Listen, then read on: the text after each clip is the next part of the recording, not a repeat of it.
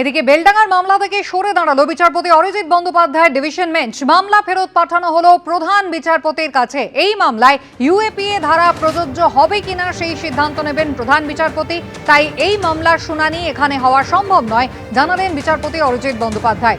সময় মতো চার্জশিট দাখিল হয়নি এই যুক্তিতে 15 জন অভিযুক্তের জামিন মঞ্জুর করেছিল এনআইএর বিশেষ আদালত। যে সিদ্ধান্তকে চ্যালেঞ্জ জানিয়ে গতকালই কলকাতা হাইকোর্টের ডিভিশন বেঞ্চে যায় এনআইএ।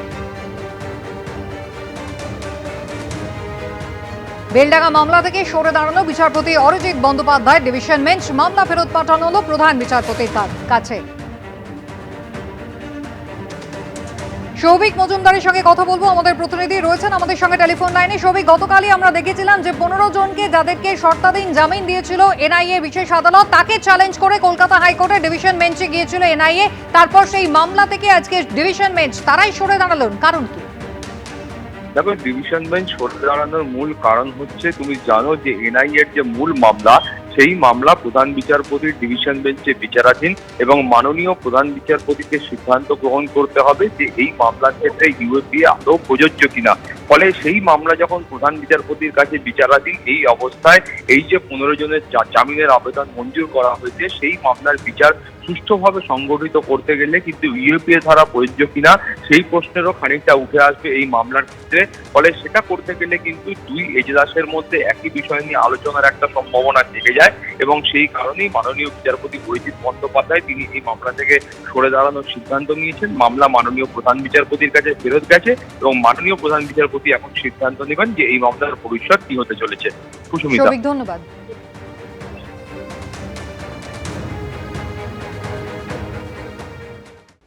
একদিকে কলকাতা পুলিশের ডিসির ঠিকানায় গভীর রাত অবধি তল্লাশি, অন্যদিকে বেআইনি লেনদেনের অভিযোগে গ্রেপ্তার ব্যবসায়ী।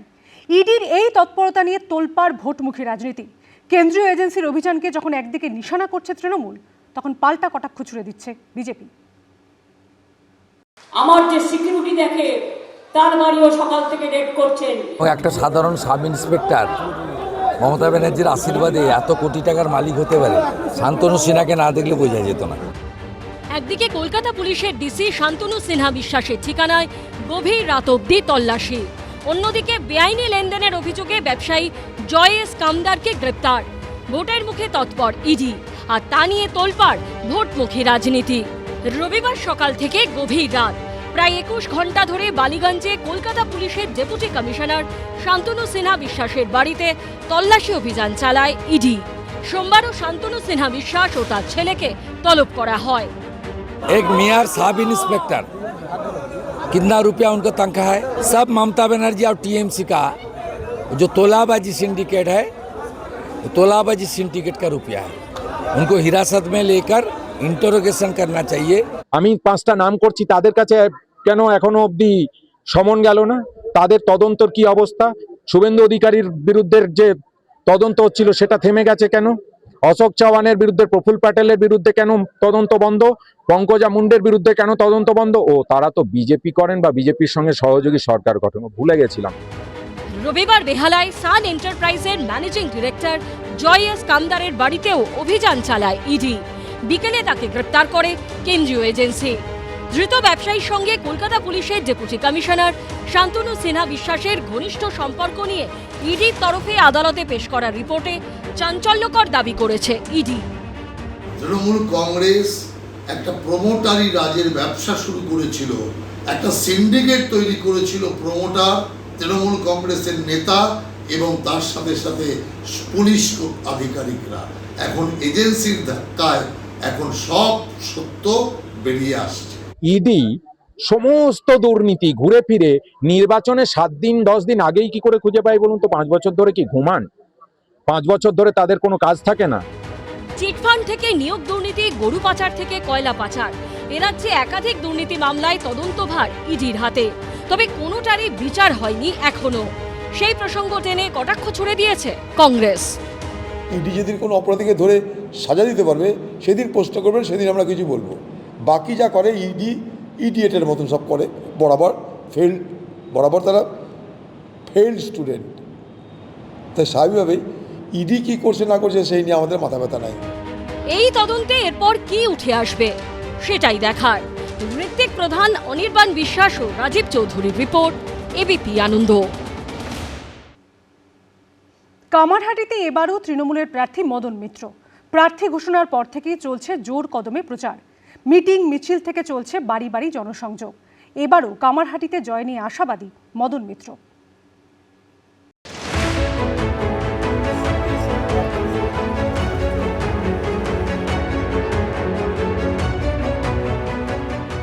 চোখে চশমা, মুখে হাসি, মদন মিত্র মানেই রঙিন।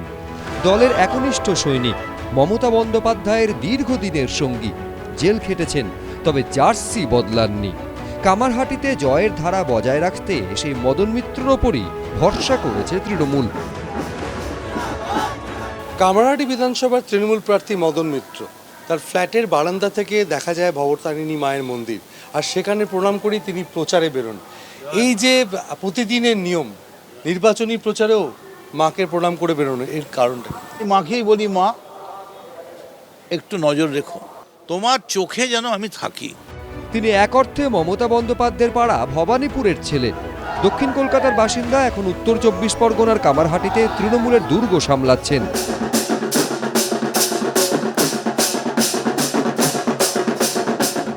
এই কেন্দ্রে বহু ওঠাপড়া দেখেছেন তিনি। 2011-তে কামারহাটি থেকে জেতেন মদন মিত্র। 5 বছর পর এই কামারহাটি থেকেই সিপিএমের মানস মুখোপাধ্যায়ের কাছে হারেন। 21-এর ভোটে ফের নিজের গড় কামারহাটি পুনরুদ্ধার করেন মদন মিত্র। 35,408 ভোটে বিজেপির অনিন্দ্য বন্দ্যোপাধ্যায়কে হারিয়ে জয় পান তিনি। 2024-এর লোকসভা ভোটের বিধানসভা ভিত্তিক ফলের নিরিখে কামারহাটিতে তৃণমূল এগিয়ে থাকলেও মার্জিন কমে হয় 18,800। ফলে বিধানসভা ভোটে অগ্নি পরীক্ষার সামনে দাঁড়িয়ে মদন মিত্র। যদি উন্নয়ন না করে থাকি সেটা জনতা বলবে। আপনারা সবাই মিলে চেষ্টা করুন, সবাই মিলে একটা ক্যান্ডিডেট করার, তারপর মদন মিত্রর সঙ্গে লড়ার কথা ভাবুন। কামারহাটিতে এবার মদন মিত্রর বিরুদ্ধে বিজেপির প্রার্থী অরূপ চৌধুরী।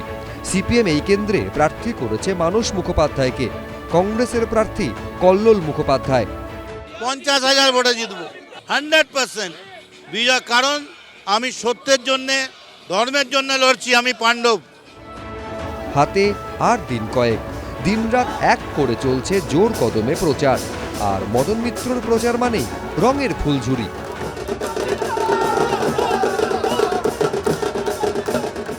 29 এপ্রিল ভোটের লাইনে দাঁড়াবেন কামারহাটির ভোটাররা। কামারহাটি কি রং বদলাবে, না এবারেও উড়বে সবুজ আবির, উত্তর মিলবে চৌঠা মে। সমীরণ পাল, এবিপি আনন্দ। এবিপি আনন্দ, এগিয়ে থাকে, এগিয়ে রাখে।